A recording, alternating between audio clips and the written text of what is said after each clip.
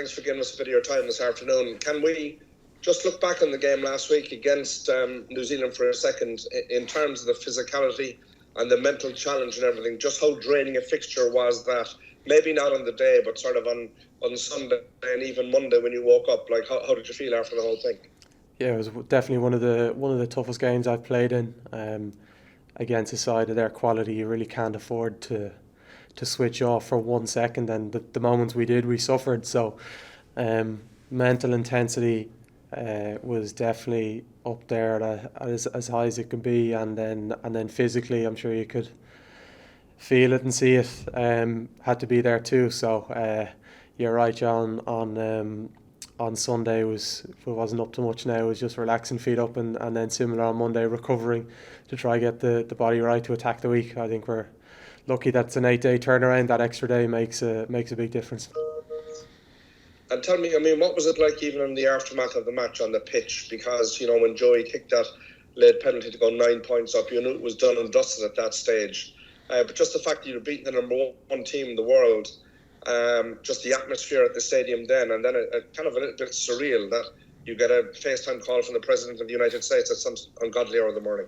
Yeah, it's a great sign when the final whistle goes and no one wants to leave their seats from the supporters. So you're right, it's those brief windows, whether it's for 20 minutes, half an hour, to really soak it up and enjoy it. I know personally probably missed out on moments like that over the last year and a half with injury and stuff like that. So to be there for that was pretty cool and special, and I enjoyed it. Obviously with COVID, having supporters back, but obviously more specifically my friends and family being there for that too, was really special. Now, if there's one team in the world that are capable of bringing you back down to earth, it's the team that are coming to Dublin this weekend, Argentina. Yeah, 100%. We've had to turn the page pretty quickly, as I said. Enjoy those moments after the game, but when we're back in together, then it's recovery protocols and getting ourselves mentally and physically right for the challenge this week. They themselves not too long ago turned over New Zealand, so to underestimate the quality and strength they have, despite maybe some of their recent results, obviously they went well last week, would be detrimental to us. So we immediately spoke about that and turned the page, and are aware of the standard of performance we'll have to get to try and get a good result, and I know they'll be eyeing us up and equally saying the same thing. Good man, thanks a million, have a good week. Hi Gary, Corky touched on it there. What was it like getting that video call from the President of the United States? Yeah, different than I was expecting. Obviously, we got a letter from him the day before wishing us luck, and then we're in the team room in the Shelburne, just spent a bit of time together, and he came through on FaceTime through Shuckers. It was kind of surreal. It was a bit of crack at the time, as you can imagine. Any other kind of surreal congratulations that you got that we don't know about? No, Joe Biden just about tops it, to be honest. That was pretty cool. Obviously, the team has endured some tough days since the last World Cup, like away in England and all the rest. But did you always have the belief, in Andy, in the coaches, that a performance like that was coming last weekend? I think it's always something that we're working on collectively, but then on an individual level, having the belief if we can perform to our fullest potential to get results like that, and it's a constant challenge. But belief is definitely one thing, but then it's sort of trust and effort and preparation as well, that it's not just belief that leads to positive performances. It's a combination of a load of different things. So 100% the belief was there and is continued to there, but we know that's not what solely wins games. It's the preparation on the pitch we do in training, the preparation in the analysis room, getting our mindset right, going into a game, physically getting your body right, all those little intricacies. That's ultimately what all adds up to a performance in my eyes, and I think most guys think that as well. Garry, just on carrying on from there, congratulations again for the weekend. Brilliant win. How much has it been a case of it taking everybody a bit of time to kind of get used to a slightly different approach from Andy Farrell and so on as head coach, maybe slightly less structured rugby, a bit more individual ownership in game? How much of that has kind of taken a while?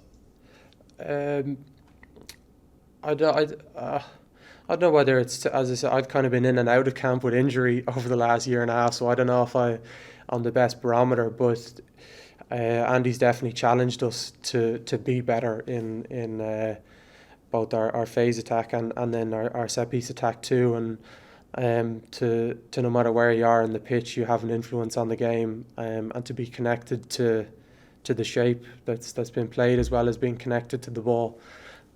So that's something certainly he's challenged me to get better at and keep it improving at, and rewatching the game.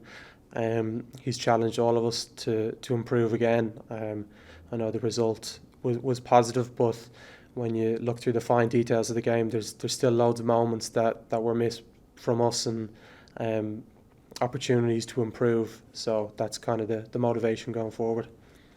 And how exciting then, Garry, is that when you look a couple of years down the line to the World Cup in France? I know that's not the immediate goal, but clearly it's got to be in there. When you look at what you've done against New Zealand with all that in mind, how exciting is that for you and the squad to know where that potential may take you if you get it right? Yeah, it's a bit down the line now, to be honest. It's week by week really at this level. So, but as I say, the belief, I think it's good for the belief front, but there's more than just that. It's how hard we prepare and how much more we can improve. That's important. So I've was lucky enough to be involved in 2018 and beat New Zealand, and then was involved in the quarter final in Japan and what happened there. So I'm not going to hang a hat on one result. Stick to the process. And just finally from me, quickly going through the teams, I don't think you played against Argentina in either 17 or 18. Is that right? Yeah, I haven't. So therefore, facing them for the first time, how much of an intriguing challenge is that for you to, as you touched on before, have a different opponent, but a tough opponent, and one that you need to back up at the Aviva, obviously? Yeah, that's it. Doing a lot, watching their games previously, anyway, as a rugby supporter, anyway. But yeah, it's that analysis away from the pitch, and then speaking to guys that have played them in the past. I know, looking at, say, my opposite numbers in De La Fuente at 12 and Moroni at 13, who's been probably, I don't know, underrated is the right word, but unbelievably influential in Leicester's success, and then unbelievably strong now for Argentina. So if I'm lucky enough to get picked, another opportunity for Ireland, that'd be something that I'll have to have my work cut out for me in preparation done for threats like him. Thank you, well done. Hey Garry, how's it going? Good, thank you. Listen, just a couple of ones from me. Just wanted to ask about that tackle yourself and Conway combined for with Jordy Barrett. Just the whole thing, it was not even the moment, it was the impact afterwards and you just lying on the ground, just taking a moment and then getting back up and getting in the defensive line. Just can you maybe even just talk us through that whole moment there? Yeah, we were lucky enough to hold him out. Jordy's a big fella, so definitely needed all of myself and Bomber to hold him out, and thankfully he had worked hard from the other side of the pitch. He's a right winger to get in front and make that tackle as well, so it's pretty incredible by him. But yeah, got a rattle. I could feel a little bit of blood sort of trickle down, so I was like, oh no, might have to get a few stitches. So like that, there was a moment on the ground, and then as I was getting back up, heard a roar. Then my head was thinking, that's too loud to be them scoring a try, so it must be a good thing. And thankfully Ronan had intercepted the ball. But yeah, I then just there was a break in play, took a knee, and the doc was able to stick a bit of gauze on it to stop the bleeding. Perfect. And then the other one was just yourself and Bundee, of all the partnerships, I think since even Joe Schmidt was in, you and Bundee have been together the most in the Irish midfield. Just what's he like to play with, and what was he even like again to play alongside with at the weekend? Yeah, he's I suppose we're all, from the outset, we're all challenged to be able to be cohesive no matter what the combination is. I know myself, Robbie have both suffered on the injury front, and then you look at Stu doing unbelievably well over the summer, and then same with James Hume as well. So we're all challenged every day to be cohesive and be able to play with each other. But yeah, playing with Bundee, he offers me a load of support during the week. The amount of time and effort he puts into analysis, and you know what I mean, picking up little things from training and how he can improve.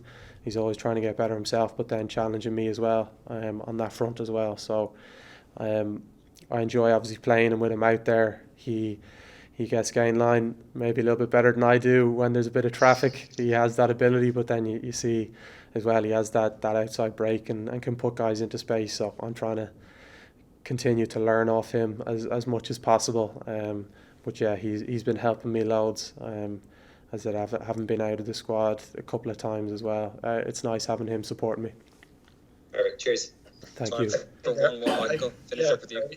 What's it like in terms of individual performances? There was lots of candidates for man of the match in that. What's it like playing in a team where kind of everybody is up to that level? And have you played in a match before that you can remember that it was something similar between yourself and the rest of the guys around you played, 8, 9 out of 10 at nearly everybody? Yeah, I suppose looking back in the game, there was still a lot of moments, I know myself, and I think guys would have picked up themselves moments where they could be better. So I don't think we come out of it being like thinking that's the best performance and just repeat that. It's you kind of just do everything you can to be the best version of yourself. I know I said it before, and then you have to trust, and there is trust that everyone else around you is doing the exact same thing. Obviously a bit of cohesion and stuff helps too, but irrespective of the individual, you're challenged to be as cohesive no matter who you are. So yeah, I guess it's just focusing on yourself. You want to do everything you can to contribute to the team, and then you have that trust that that's what everyone's primary focus is, and then it kind of can gel and work together like it did a few times the last 2 games.